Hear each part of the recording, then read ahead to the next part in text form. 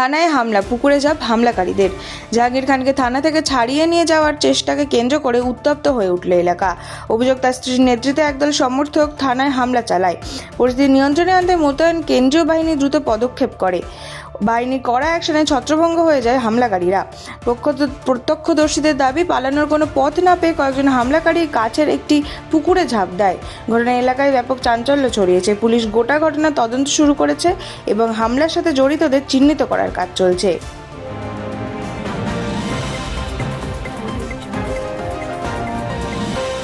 ভবানীপুর ভোটে আইনি লড়াই, ফলাফলকে চ্যালেঞ্জ করে হাইকোর্টে মমতা।